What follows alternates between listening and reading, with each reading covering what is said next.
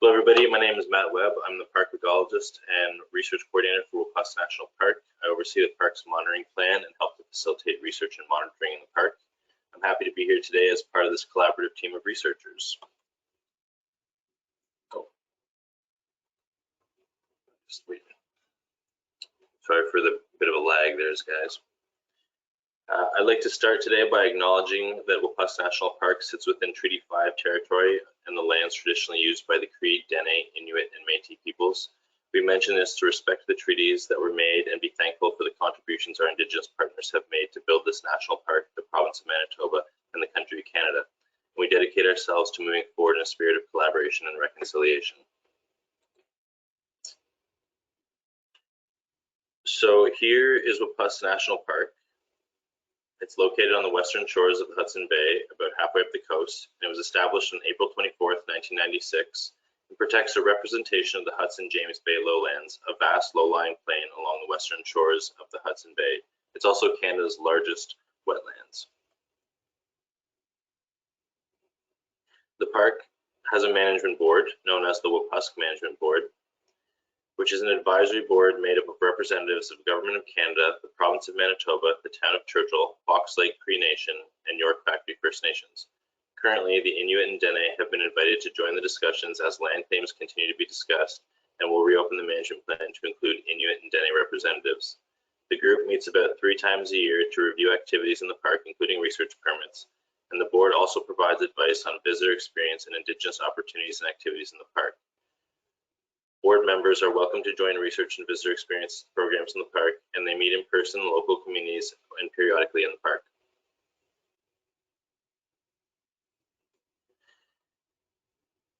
Spanning 11,475 square kilometers and situated between the Churchill and Nelson River estuaries, Wapusk protects a transitionary landscape with boreal forest to the south, Arctic tundra to the north, and 230 kilometers of coastline along its eastern border. The interior of the park is comprised of peat plateaus, which are dominated by ice wedge peat polygons and covered in mosses, lichens, and small shrubs. And the entire region is underlain by continuous and discontinuous permafrost. And impermeable silt clay soils impede water filtration, creating thousands of thermokarst lakes that litter the landscape. Wapusk National Park is nationally and internationally recognized for its vibrant biodiversity and protects important habitat for many wildlife populations, including several species at risk, like the red knot, the Hudsonian godwit, the bank swallow, the Cape Chruchill caribou, and the park's most iconic species, the western Hudson Bay polar bear. In fact, Wapusk is the Cree word for white bear, and the park was developed in part to protect one of the world's largest known polar bear denning areas. Though the beauty and the ecological significance of Wapusk is apparent, it's equally important to ensure the cultural heritage of our special places remains healthy and whole. With over 3,000 years of human history and encompassing a historic route between York Factory and a Prince of Wales sport, Wapusk is also culturally and historically significant for gathering food, furs, and firewood. And there are several remote cabins and fenced compounds in the park that provide safe accommodations for field teams. You'll see Nestor 1 and Nestor 2 at the northern tip of the park. And then if you look down the coastline, you'll see 2 stars just inland on the Broad River and the Owl River, which are the 2 other camps. Nestor 1 is located about 13 kilometers south of the Cape. It was built in 1968, and its primary area of research is the southern Hudson Bay Canada snow goose population. It is the most used camp in the park, being utilized by various research groups, school groups, and park staff. It can accommodate up to 15 people, has solar power and water treatment, and the University of Saskatchewan and Manitoba both run field courses out of it. Nestor 2 is about 15 kilometers west of Nestor 1 in the Mast River Delta near Lapérouse Bay. It is the longest standing camp in the park, having been in operation by the Hudson Bay Project for over 50 years. Their primary area of research is the Leicester snow geese, which is a hyperabundant species in the park, though over time they've expanded to include topics like eiders, other waterfowl, shorebirds, passerine birds, and local predators. Third camp is Broad River, which is located 60 kilometers south of Nestor 1 and about 5 kilometers inland. It can accommodate up to 6 people, has solar power, water treatment, and a work shed, and is primarily used for winter operations, though it is equipped for year-round use. And lastly is Owl River Compound. which is located about 30 kilometers south of Broad and about 5 kilometers inland as well. It offers similar accommodations, but it does not have solar or water treatment. It is mostly used for winter overnight stays when staging equipment and by Skidoo. So research topics that take place in Wapusk include permafrost research, invasive plant monitoring, Arctic fox food webs, polar bear ecology, lesser snow goose, eider, and Canada goose ecology, shorebird monitoring, hydroecology monitoring, and caribou ecology.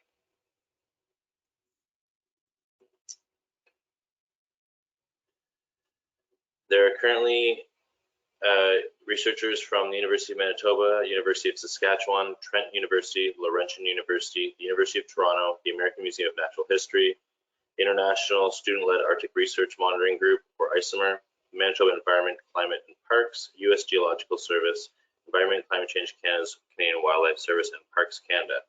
And we're always looking for more researchers, so if anybody is interested, please reach out to us. Hi, Matt. Thanks for the introduction there, Matt, an overview of Wapusk. My name is Russell Turner. I'm an ecosystem scientist for Wapusk National Park. And for my section, I'm just going to kind of share the story of how our group came together and how this collaborative group formed. So back in 2020, just before the COVID pandemic, we hosted an in-person Beyond Borders Caribou workshop, where we brought together caribou researchers up to Churchill, and we met with local and Indigenous community members. And really, this workshop was to begin to weave our ways of knowing together to establish caribou conservation gains. And so we brought together science and Indigenous knowledge keepers to share their different perspectives and begin planning caribou conservation. And we have these beautiful illustrations capturing our discussions at the workshop, and I'll be sharing some of those with you today. And so next slide, please. At this workshop, equal space was given to more traditional speaking circles, formal presentations, and kind of the breakout groups that we kind of associate with in-person meetings.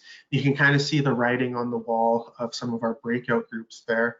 But what was really important and what I want to highlight in this bottom right-hand corner is that we had Cree, Dene, Inuit, and Métis youth and elders and local Churchill members brought together to sit beside and have equal voice with caribou experts and Parks Canada experts from the region. And so we were really focusing on having everyone's voice heard and have all partners and stakeholders at the table. Thanks, Matt. Next slide. And so we were able to have different presentations and hear different stories from different participant groups. And equally important, we were able to learn the names of caribou in different languages. So we have Inuktitut, Dene, Cree, and Michif here. And I would encourage others to highlight what your local Indigenous partners call caribou in their region, and maybe just throw those in the chat for others to see. But one of the main things was also just taking time to listen to our Indigenous partners' own Indigenous-led efforts. So circled here, we have York Factory First Nation discussing how they're already erecting signs to educate local hunters on not wanting to over-harvest and not waste harvest. We also heard from our Inuit partners to the north as they discussed their own monitoring of caribou crossing roads and crossing mine roads. And so this would be the barren ground caribou, and how they're already participating in some of those studies and involved with their own Indigenous-led efforts. Thanks, next slide. Another thing, like I said, was importance of incorporating stories. And so Florence Hamilton with the Saisei Dene First Nation taught the group about the importance of the drum to the Saisei Dene, and how in the Dene culture, drumming actually calls to the heartbeat of the caribou and attracts the caribou to the Dene people. So it's important to give equal time and space again to the different science and monitoring updates, but as well as hearing some of these local stories. We also heard from our Seal River Watershed Initiative partners about how there's 5 communities in northern Manitoba that are looking to establish their own Indigenous protected area in northwestern Manitoba. And similarly, we also heard from the Manitoba Métis Federation and about their efforts to establish their own protected areas and highlight how conservation is a top priority in each of their 7 regions. Matt, next slide. I'm on to the photos. Probably just a couple quick click-throughs here, but the main thing about this workshop was just getting everyone together. And this is where really members of this group that'll all be talking today are pictured in some of these pictures. And it was really about just bringing diverse people together to have multiple voices woven together. We were able to identify next steps and develop a working group of individuals that would begin to fill some of these knowledge gaps in a collaborative way around the Cape Chruchill herd. Thanks, Matt. Next slide. And so that really is what our group is doing today. Is we are a collaborative group working together to identify and fill knowledge gaps surrounding the Cape Chruchill herd. Currently, this is our running group's title. We're hopefully going to come up with a new name, but that's kind of how we came together. And I'll pass it off to Derek for some of the background on the specific herd of Cape Chruchill caribou. Thanks. Thanks, Russell. Hi, my name is Derek Leask. I'm a graduate student at University of Manitoba. I am looking at Cape Chruchill animals, just how they use landscape, looking at the core use areas, migration patterns, habitat selection, and so on. So the next few slides here, I'll just kind of go over some of the background on the herd, just show you some of the information that we've collected to date. So just kind of situate you where the Cape Chruchill animals are located. They're primarily within Wapusk National Park, as you've seen in one of Matt's slides previously, but I'll just make point of this map here, where it's kind of the black boxes, the Cape Chruchill animals. They're a member of the Eastern migratory caribou, situated in northern Manitoba. They're one of 3 ecotypes here in Manitoba, along with the barren ground and the boreal woodland caribou. But I wanted you to see this map here just to show you the amount of overlap. There's quite a bit of overlap between the barren ground animals with the Eastern migratory and how they're very closely neighbored with the boreal woodland caribou. So we have all 3 different animal groupings within Manitoba, all kind of commingling within this general area, which makes it a fascinating study area. But we'll keep going there, Matt.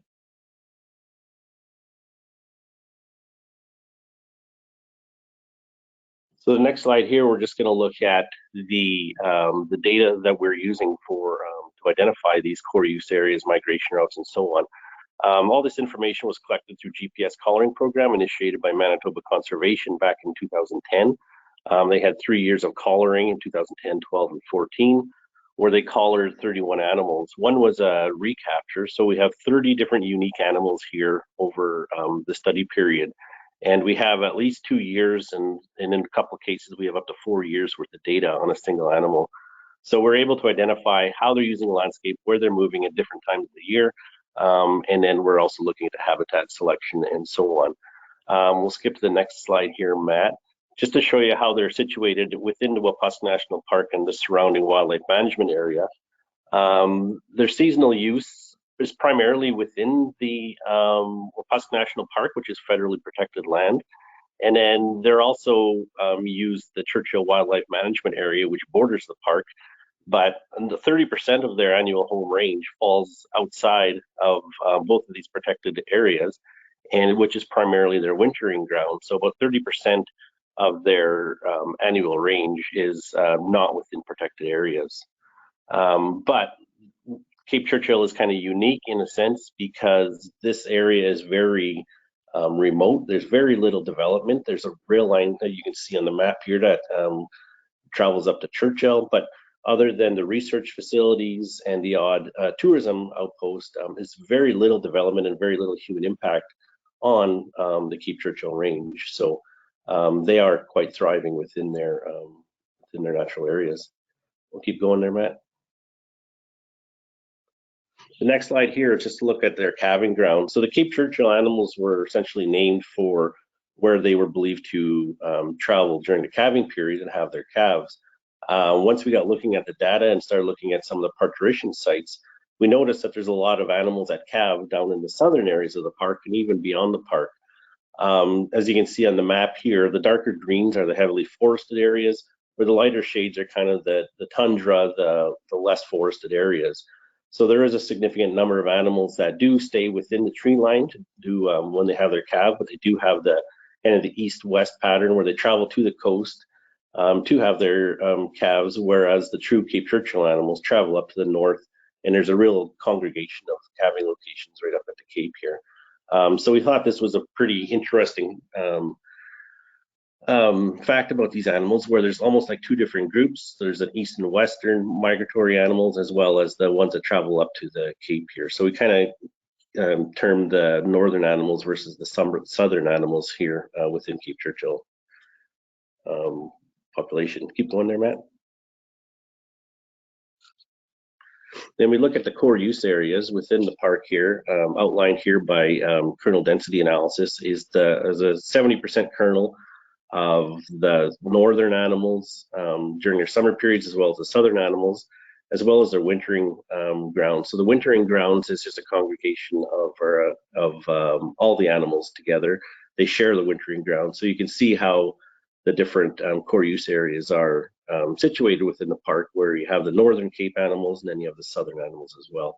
And based on the habitat types, as you can see in the legend here, that the southern animals and then the wintering areas are primarily the spruce, you get the sphagnum bogs and so on. But one of the most important things that we identified here is the amount of fires.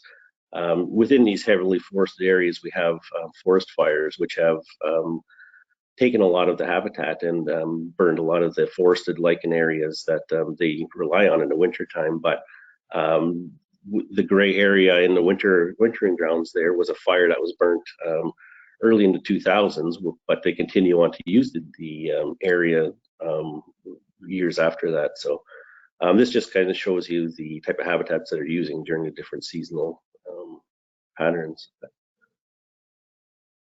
that's the Cape Chruchill animals.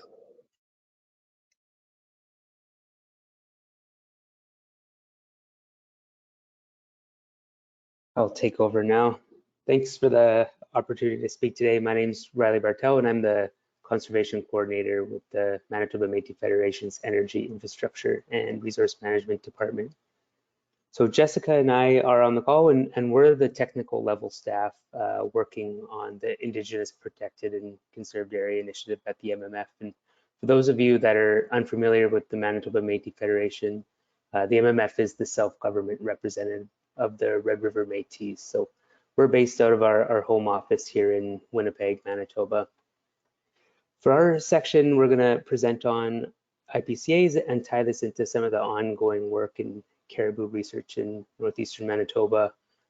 So I'm going to first start off by providing a general definition of an IPCA, and this was summarized by the Indigenous Circle of Experts in 2018. So the Indigenous Circle of Experts, they were a group established to provide insight on reaching Canada's Pathway to Target 1 goal, which I'll also touch on in this presentation. But they described an IPCA as lands and waters where Indigenous governments have a primary role in protecting and conserving ecosystems through Indigenous laws, governance, and knowledge systems. So there are existing IPCAs in Canada, and they all vary in their governance and management objectives, but they usually have three key ingredients. One is an elevation of Indigenous rights and responsibilities, a long-term commitment to conservation, and some sort of form of Indigenous-led governance. Next slide. So IPCAs, they also have a variety of motivations behind their creation and use a wide range of partnerships and tools in their establishment. So some of the motivations behind establishing IPCAs in the past have been protecting an area from industry and development, preserving remaining areas for traditional land use practices, protecting cultural sites, monitoring environmental health, as well as ecosystem conservation. And all these items, they all contribute to Canada's Target 1 goal. Next slide. So I'll provide a little background on Canada's Target 1 goal. It first began in 2010 at a conference related to biological diversity in Aichi, Japan. So at this conference, countries around the world adopted a strategic plan for biodiversity, and that included 20 global targets called the Aichi targets. And each member of this convention, which included Canada, agreed to contribute to these targets by 2020. And then from this convention, Canada adopted a variety of its own national targets known as the 2020 Biodiversity Goals and Targets for Canada. And this consisted of 4 goals and 19 targets ranging from issues like species at risk, sustainable forestry, or even just connecting Canadians with nature. So specifically, Canada's Target 1 goal, it's the protection of 17% of land and inland water and 10% of coastal and marine areas. And this goal, it's progressed over time, and now it's at with the goal to conserve 25% of Canada's lands and 25% of Canada's oceans by 2025. And next slide. So a little background on the MMF's Indigenous Protected and Conserved Areas. The MMF is actually working on 2 IPCAs in Manitoba. The first IPCA is located within our northern MMF Thompson region near Wapusk National Park. And then the second IPCA, it's in an area within the MMF's Northwest and the Paw regions and called the Kettle Hills Blueberry Patch IPCA. So the Thompson Region IPCA, it's in a very remote area within Manitoba's northern transition forest, and it's comprised entirely of unoccupied crown land. It's also an area where 3 different populations of caribou overlap, which Derek touched on. So caribou use this area as a migration corridor as well as a wintering ground, and it's also inhabited by a variety of other species at risk, which Jessica will touch on. In terms of importance to Red River Métis citizens, it's also an area with a rich contemporary and historical Métis land use and occupancy data set. So items like fishing, a variety of big game and game bird hunting in this area, trapping, gatherings, as well as a variety of access routes in this area as well. So I'll pass it off to Jessica, who will speak on some of the ongoing work in this area. Hi, my name's Jessica. I am the IPCA Project Officer with the Manitoba Métis Federation, Energy Infrastructure and Resource Management Department. I'm just going to present a bit more about the Thompson Region IPCA. First of all, I'd like to talk about this piece of artwork here in the image. It's a fiddle and a sash. It was created by Myrtle DeMills, who she was a notable Métis woman and talented artist. She lived in Chruchill in northern Manitoba, and she created a series of art sculptures from caribou hide as an expression of respect for the species and the many nations in the north to whom they are culturally significant. I had to add that in there because it's just beautiful. So the IPCA work to date and some of the ongoing work we're conducting in the Thompson Region IPCA is engagement with Métis citizens, collaboration meetings with surrounding nations, Parks Canada, and academia, as well as management and governance planning, and working towards finalizing the IPCA boundary. Next slide. So the decision making around the final proposed boundary is being informed by our Métis traditional knowledge, land use, and occupancy data. This is sourced from a combination of our internal database as well as ongoing traditional knowledge studies. We're also utilizing, as Riley mentioned, species at risk data. There are a few species that are known to be vulnerable to extirpation and whose home range overlaps with the Thompson Region IPCA, such as the woodland caribou and some other species of mammals and sedges. So the focal species of our IPCA, however, has been the caribou. And part of our work, we want to identify the species presence that are present here. There are a few herds of particular importance that we expect are using the area. Of course, the Cape Chruchill caribou herd, part of the Eastern migratory caribou, the Beverly herd that migrates from Nunavut, and the boreal woodland caribou in Manitoba. Next slide. So, as mentioned earlier, we are a collaborative team of academic researchers, Parks Canada staff, and Manitoba Métis Federation staff that have come together over our shared goal related to the Cape Chruchill caribou herd.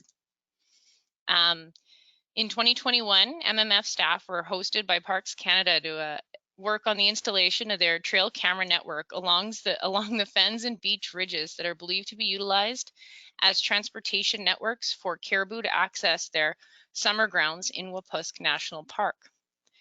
This is significant because the IPCA in the MMF's Thompson region will result in a protected corridor that connects the summering and wintering grounds of this culturally significant ecological keystone species. Thanks, and I'll pass it off.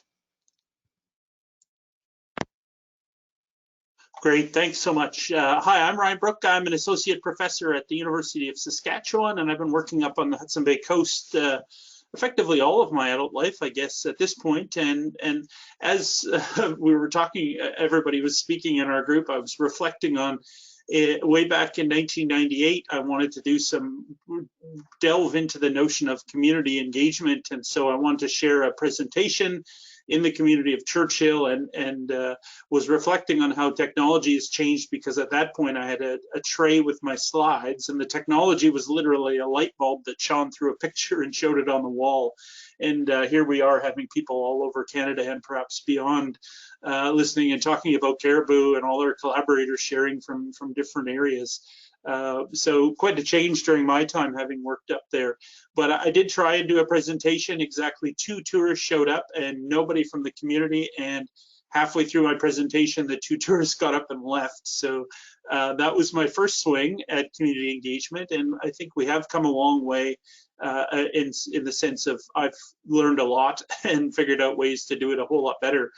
And so there's a bunch of aspects to this that have emerged over time, and you know, our photos, this photo alone reflects a teacher from Baltimore, 2 students on the right, born and raised in Churchill, and Chloe on the left, who did her undergraduate thesis with me and then worked this past summer as staff with Parks Canada. So lots of integration and collaboration, and we've been collecting long-term data on habitats since the 1998 is when I started my database of all of this, and we've been measuring permafrost and species cover, and of course lichen being one of them. But in summer, indeed, in the summer range has very, very low, you know, less than 1% cover of lichen, and caribou are feeding on many other things. So looking at summer range versus wintering type range, and collecting a lot of data on that. And so that's been part of our science, but it's also allowed us to integrate working with partners. And especially through insert funding through Promo Science, we've been able to engage youth in a lot of this and get youth from Baltimore, youth from the South, and youth from the North all working together on science projects. COVID has put a bit of a kibosh on that for 2 years. We're sort of tentatively hoping things are going to be good enough to do something this summer, probably a reduced thing, but definitely have our eyeballs looking to the future to get back to having a big group of 20 students all working together to collect a lot of data. And they go to conferences, and one of them gleefully came up to me at one ArcticNet conference in Winnipeg and said, somebody asked me who my master's supervisor was, and she looked at the eyeballs when she said, no, I'm actually a grade 11 high school student. And so it's been pretty exciting to see all these students engaged and doing some high order science and contribution. Next slide, Matt. And so certainly trying to find ways to work together. And so this is the other thing we do with our what's called ISOMER, our International Student-Led Arctic Monitoring and Research Network, is all about youth. And we have a whole bunch of partners, include folks in this photo and beyond. And so that is our way that we work together through the winter, analyzing data and going through trail camera photos and collaborating, but also having a summer field program where we take students out into Wapusk National Park and around Wapusk and do remote field work in polar bear country. You see Derek standing, and myself on the right, carrying our shotguns because this is active polar bear country. Jeff Bussador in the middle, and obviously, you know, a good broad diversity of folks from different backgrounds as well, that have brought us all, you know, bring us all together and contribute to this. And so getting everybody out on the land is absolutely critical. Oh, sorry, almost forgot to mention Jade Ryan, who's the brains of the operation for this particular part of the field course, and getting out on the land with students. And for example, Jeff teaching the students about offering tobacco before we collect any plant samples or do any research in order to show respect. So lots of great collaboration there. Again, that we haven't been able to get Indigenous elders or other folks in the last couple of years, but historically and in the future, we're going to get back to that. Absolutely. Next slide, Matt. And some of the studies we've done, I obviously won't be able to dig too deep into this, but one of the things that we're really interested in is finding long-term research projects that integrate students. Students also do their own mini projects as well to get that handled, but some of the long-term things we're quite interested in is, especially, we know that fire is the major factor for change in this caribou range. In the winter range, fire is essential, well, it is completely absent in the summer range for those migratory animals like Cape Chruchill. There just is, it's very, very wet. It's literally the one of the largest wetlands on the planet. And so we don't really have fire there, but certainly into the treed areas, fire is an issue. And we're measuring trees and documenting biomass of lichen as well, especially lichen on trees. One thing we have really no insight so far is how caribou are feeding in winter, in terms of, obviously they're feeding on the ground and there are virtually no trees in the summer range, but in the winter range, how much are they feeding and digging craters in the winter versus feeding on arboreal lichens and trees? We currently have no insight into that.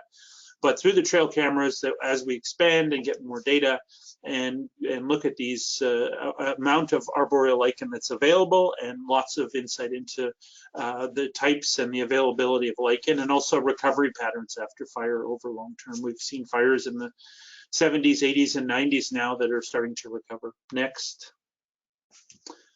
And of course, this is one of my favorite pictures that we talked about in some of our discussions with students and elders and others, is this notion of, it's not just about the data, it's about building that fire in your belly, that notion of that attachment to the land and that value for traditional knowledge, and the deep thinking and deep discussions that occur when we all work together on the land. And that's certainly been a huge highlight for me and maintains that fire in my belly. And I think that many agree that that notion of having that passion is more important in a lot of ways than any particular piece of data or any particular information that we get, but in fact keeps us all working together and collaborating well. And I got to say, this has been such an amazing group to work with. Everybody has such positive attitudes, and really, really been great to work with. So next slide, Matt. I'm just going to lastly point out a piece of research. So Chloe Lachansky did her undergraduate thesis with me last year, worked for Parks this summer, and we have a paper coming out hopefully soon in the Canadian Journal of Zoology from her work, looking at, from the trail camera data, we're really interested in these big, massive mobs of caribou that occur in the summer. And we're quite convinced that this is driven by biting flies. COVID did kibosh some of that field work as well, but we're ongoing going to be digging deeper into the occurrence of mosquitoes, black flies, and some of the other parasitic insects that drive caribou mad. And it seems quite clear that from Chloe's research, actually, what's really interesting is that we see average group size, in the order of 5 to 9, maybe groups as up to 19 or 20, when temperatures are anywhere from -4 to +19. And then all of a sudden at +20, there's a magic switch that flips. And in these, what at least for this area would be considered quite extreme heat, and certainly the locals are complaining at +20, everybody is suffering. Nobody has air conditioners or in Churchill, and so people are complaining, well, the caribou are suffering as well, and so the bugs get quite bad. And so we don't see a lot of these caribou big aggregations, but we do see them almost always in July. and always from the trail camera data, which provides us group insight into group size, and of course records temperature and other factors. We have quite a nice analysis that you did showing indeed that that this really peaks in July, and with very few exceptions occurs during that month, a little bit into early August maybe, but again driven by temperature. And so we also are interested in this idea of what does that mean 10, 15, 20 years from now, as the number of days that are 20 degrees and above continues to increase over time. What does that mean for these caribou groups? Because we also know from other research around the circumpolar range of caribou and reindeer that when they're in these large groups, they often aren't eating as much and they're highly stressed. And so there are certainly trade-offs to joining these big groups. Next slide. And so we're really interested also in how do caribou cope with this other than group size. And this is a photo from the air of quite a nice large aggregation of caribou right on the tidal flats. And so when the tide goes out at Hudson Bay, it looks like somebody pulled the plug and you literally could have 5, 6, 7 kilometers of exposed shoreline. In this case, they're right on the edge, but caribou do go out quite far out into those exposed tidal flats as one other mechanism of getting away from the bugs. Unfortunately, it only works when the tide is out, but can be effective. It's cooler and a little bit more wind, and so there seems to be some relief there. So documenting and looking at that. Next, Matt. It seems I've duplicated my slide there, but that was sort of the last bit of the research I wanted to comment on. We have collar data that we've worked with the province on. We have this greatly improved network of trail cameras that's as of next, this summer, we're going to be really going full guns with being able to look at occurrences of caribou, but also taking a much broader ecosystem view. And that's certainly been the view of the management board, and that's our team is widely recognized that obviously we're not a one species entity, and caribou function as part of a broader ecosystem. So more habitat research, looking at fire especially, and the impacts it has. And then and now looking, our group has been working, of course we pivoted a lot because of COVID, and so the online work going through collaboratively pulling trail cameras and looking at the occurrences of wolves has been a real highlight for a lot of our students. So that is a very brief overview of the research and sort of touch on some of the engagement that we do, but thank you very much.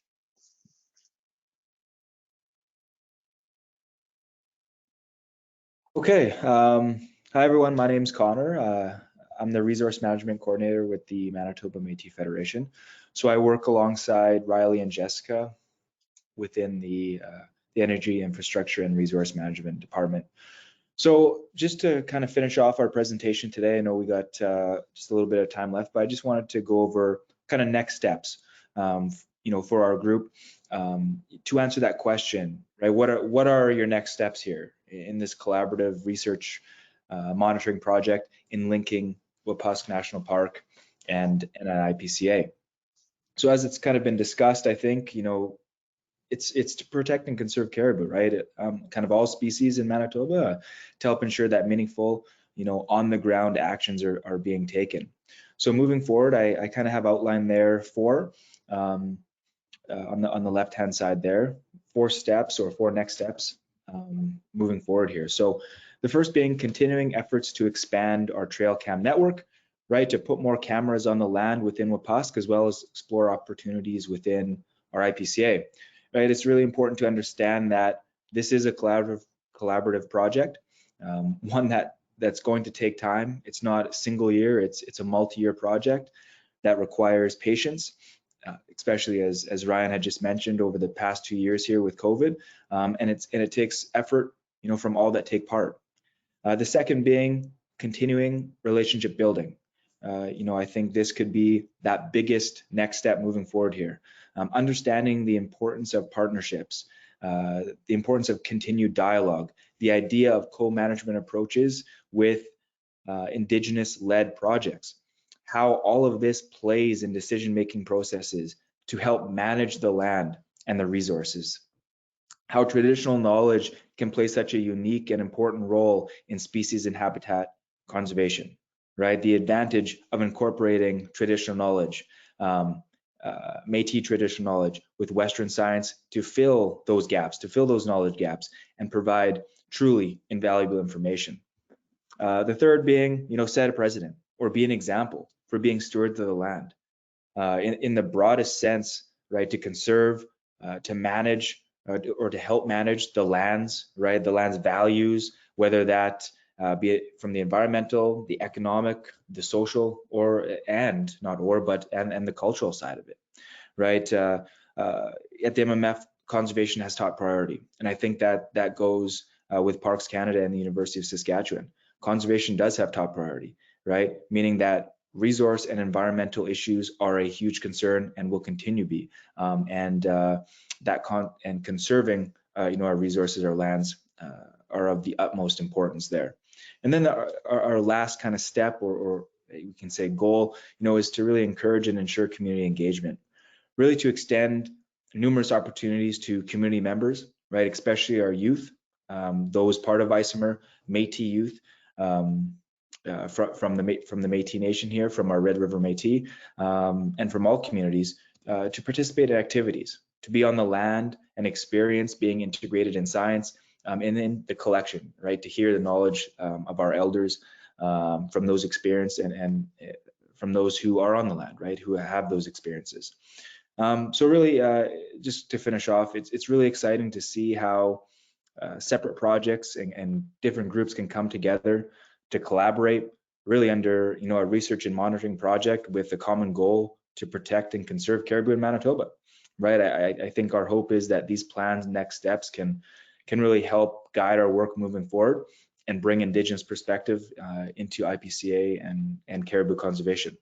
So I think that's all I have. Next slide, I think, is just the thank you there. Awesome. Thank you so much, everyone, for that wonderful presentation. We do have a few questions already coming in, so we'll go ahead and start moderating those. But a reminder, if you haven't already done so, that you can enter your questions into the question or the chat section. So the first one I have here, and I'm going to leave it up to all of you to decide who should answer which one. I'm sorry if it's not the best way to go about it. But the first one here is, great presentation. I'm curious how the governance structures are being handled within the IPCA. Will there be restrictions on any activities in these boundaries? I can take that question there. Yeah, so Riley from the MMF here. A lot of our work on the IPCA project so far is making sure the governance and management structures are built on Métis priorities and values. So we're fairly early on in our IPCA project, and a lot of the work we've been doing is engagement sessions in all our 7 regions, and as well as virtual engagement sessions to make sure management and governance structures are built. So I wouldn't say they're finalized, and I don't know if I can quite answer your question specifically yet, but that's something that's kind of continuously being worked on. Great, thank you. There's another question that kind of builds off of that one. Did you find that the traditional knowledge and Western science data that went into informing the IPCA diverged a lot, or were they fairly complementary? I feel like some aspects of that, they're quite complementary. However, I think the MMF, we have a large data set of land use and occupancy data. So it's kind of, we're doing both those things for our IPCA boundaries, looking at what are the culturally significant sites, what are the culturally used species, and then we're kind of incorporating that with some kind of Western science-based management approaches, like where are the fires in this area, where are the migration corridors. So they are quite complementary. Okay, thank you. The next one here again starts with, thanks for the great presentation. Can you talk a bit more about how you're conducting research on the impact of fires on caribou? Derek, you want to jump on that, or do you want me? Yeah, so basically we have the data set spans from 2010 to 2016. So we can overlay all the GPS data and kind of correlate that with the fires on the landscape. Mostly the fires are impacting the wintering grounds. As I mentioned, as we've seen in that habitat layer, that the fires are more in the more denser, taller kind of treed areas versus in the summering grounds or the calving grounds where it's more the low sedges, grasses out in the tundra. So we're just kind of relating how the impacts of the fires are affecting the wintering grounds. So we map out the fires, determining the years of the fires, the significance, and so on. And we see how it kind of changes the wintering grounds and their movements on the landscape. I will also say that I did my master's work on habitat in and around the park in the 90s. And so we have we have hundreds and hundreds of plots that I've sampled primarily in 98, 99, and then going onward forward. So we have ground level data on areas that were burned and looking at the transition and recovery back, but also sites that were not burned at the time have since been. So we do have a lot of ground level data, and obviously lichen is one of the big parts of that. And whether and our real interest in discussion and my focus has been on sort of bridging remote sensing with lots and lots of good quality ground data. And so we have been continuing to do that and in and around the park for a long time, plotting out the fires, but also, and we do have these fires are often quite pathetic, embarrassing little fires, not big raging boreal forest fires. And so when we ask a pilot to let us out in front of this burn, they get a little excited. We say, no, we can outwalk a fire in Wapusk for the most part. And so they are fairly low intensity burns. And reality also, we saw one this summer on open tundra that had not a tree to be seen, but it did burn. And so those ones don't get picked up by remote sensing. They're too small and involve of course, these lowlands have hundreds of thousands of ponds and lakes. And so with all the water mixed in, we have found that remote sensing, it doesn't do a fantastic job of picking up the smaller burns. So identifying all burns, mapping them out in terms of distribution, and then understanding the ecology. And what it looks like essentially, as far as we can tell,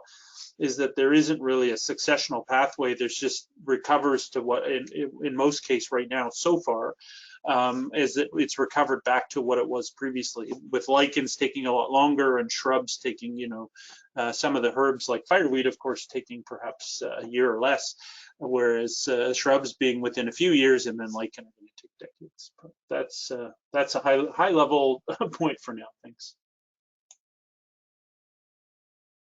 Fantastic, thank you for that. I'll go off of the theme of that question and ask, what are the main goals of the camera program? Russell, you've been shy and reserved. Why don't you hop on that one?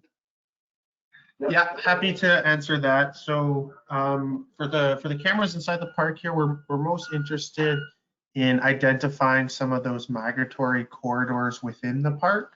So the route that the caribou actually take between their overwintering grounds and their calving grounds. So really get a sense of when and where these caribou are moving through the park. But also, again, like was highlighted, these cameras will pick up any and all critters that pass in front of them. So we'll gain valuable information about other wildlife. And I think one of the things we'll also hopefully be able to do is potentially get a cow-calf ratio from these trail cameras. That's something that we're also performing surveys for cow-calf ratios, but wondering if we can also get that information through this trail camera network. In addition, Mr. Ryan, again, I will say that one of the things we're interested in also is this notion, which has been fairly high profile in the caribou world, is this trophic mismatch of caribou historically arriving at the peak of vegetation, greenness, and biomass, pardon me, and then when those needs are high for growing their new coat of fur and raising that calf. But with climate change, that the peak of vegetation, green up starting earlier and peaking earlier, but caribou showing up at the same time. And so this network of trail cams will document the arrival of caribou and departure, because, you know, outside of the summer, I think we have perhaps 3 trail camera photos or 4 of caribou in that summer range in winter. So it really is truly migratory.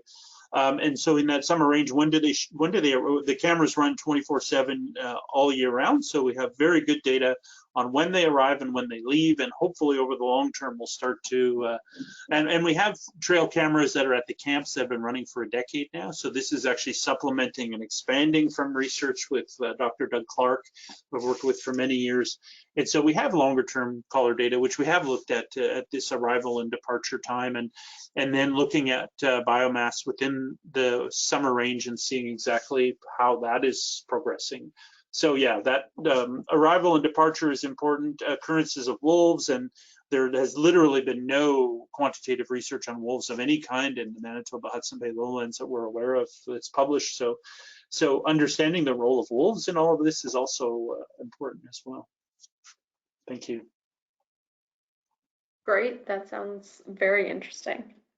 We've got 2 questions left here. The first one is, it's been really great to hear about how the group is working together. What would you say has been the group's biggest learning about caribou in the area to date? Which I'm sure is going to be a tough one to answer, but maybe just pick a favorite. You think, Connor, you want to take a lash at that one? Maybe a few can jump in if they have thoughts. Yeah, Russell here. I'll jump in. I think the big one for me was looking at some of that collaring data that Derek shared, showing that, you know, not all of the Cape Churchill herd animals actually migrate to Cape Churchill to calve. How there are some of those southern, almost non-migratory Cape Churchill animals that seem to be calving outside the park and not at the Cape every year. That would be my, I guess, favorite. But I think honestly, the best part is just getting to work with some great collaborators and getting out into the field together. That would be my second favorite. Yeah, I mean, I think it's Connor. I think Russell hit the nail on the head there. I think the most important piece of this, and I think all of our favorite the part of it, right, is that collaborative piece, right? Is just different, us all coming together, working together, having these conversations, presenting, right, and then going to be out on the land, right, working together. I think that's another important piece too. So I think the collaborative piece of it, and then what's to come down the road is really exciting as well. Awesome, thank you so much. And that actually dovetails really nicely into our last question here, which says, can you speak to any practical lessons you might have learned or guidance you can share for how to work well together in this kind of collaboration, i.e. involving people with different cultural backgrounds or ways of knowing, including government, academic, and Indigenous, etc.? Yeah, Russell here. I don't mind jumping on this one too. Great question, and something that we think about a lot. So really, which was important for us for our caribou workshops that we hosted, was to create an ethical space approach and really providing equal opportunity for both Western science and Indigenous knowledge keepers to feel like their voice will actually be heard and could be shared. I guess maybe one of our best practices was luckily this occurred just before the world changed in the global COVID pandemic, but we were able to sit down across from one another and at those coffee breaks and lunch breaks and actually build those meaningful relationships. And so creating that kind of informal time was really probably the strongest benefit, where we actually had some of the best relationship growth. But yeah, just making sure there was equal opportunity for both Western science and Indigenous knowledge holders. Fantastic. Thank you so much for sharing that. Okay, Okay, well, that Oh, sorry, I was just going to ask if any of our Métis colleagues in our group wanted to comment as well, but if we're out of time, that's fine. No, there's time. Go for it.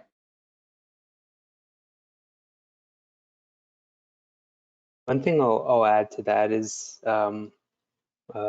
Parks Canada has a Métis Reconciliation Fund that we were able to develop a project. So that actually provides funding support for Métis citizens and MMF staff to participate in ongoing research in Wapusk National Park. And getting up to Churchill, it's quite a pricey thing. So financial support and being able to participate in the ongoing work up in Wapusk is very exciting, and yeah, looking forward to the years to come.